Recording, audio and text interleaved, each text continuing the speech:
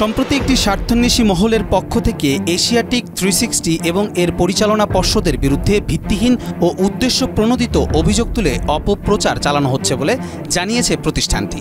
গণমাধ্যম ও সামাজিক যোগাযোগ মাধ্যমে ছড়ানো এসব তথ্যকে ভুল ও বানোয়াট আখ্যা দিয়ে প্রতিষ্ঠানটি বলেছে এসব অভিযোগের কোনোটাই তাদের ক্ষেত্রে প্রযোজ্য নয়। এক বিবৃতিতে গ্রুপ চেয়ারপারসন সারা জাকির জানান, সোনার পদকে ভেজাল, সিআরআই এর সঙ্গে সম্পর্ক, মুজিব বর্ষে দুর্নীতি, জয় বাংলা কনসার্ট এবং বিজ্ঞাপনের বাজার দখলের অভিযোগ সবই ভিত্তিহীন। এশিয়াটিক শুধুমাত্র ইভেন্ট ব্যবস্থাপনায় কাজ করেছে, ক্রেজ সরবরাহ কিংবা অন্য অভিযোগের সঙ্গে তাদের কোনো সম্পৃক্ততা নেই।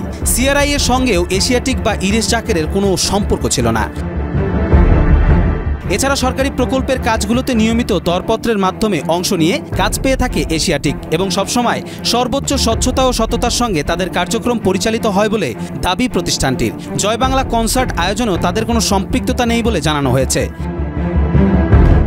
এদিকে জাতীয় রাজস্ব বোর্ডের নির্দেশে প্রতিষ্ঠানটি 17টি ইউনিট ও পরিচালনা পর্ষদের 8 সদস্যের ব্যাংক হিসাব জব্দ করা হলেও কোনো সুনির্দিষ্ট অভিযোগ বা নোটিশ এশিয়াটিককে জানানো হয়নি বলেও উল্লেখ করা হয়।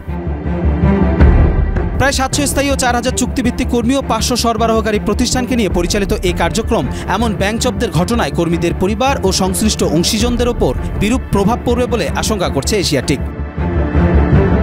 বহুমুখী এ প্রতিষ্ঠানটি 1966 সালে বিজ্ঞাপন নির্মাণ প্রতিষ্ঠান হিসেবে যাত্রা শুরু করে পরবর্তী এশিয়াটিক মার্কেটিং কমিউনিকেশন লিমিটেডে রূপান্তরিত হয়।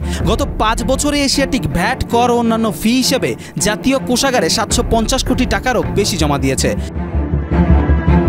প্রায় 6 দশকের সুনাম নিয়ে কাজ করে চলা প্রতিষ্ঠানটি ভবিষ্যতে সততা, স্বচ্ছতা ও পেশাদারিত্বের সঙ্গে কাজ চালিয়ে যাবে বলে দৃঢ় প্রত্যয় ব্যক্ত করেছে। কবির চৌধুরী জয়, মাই টিভি।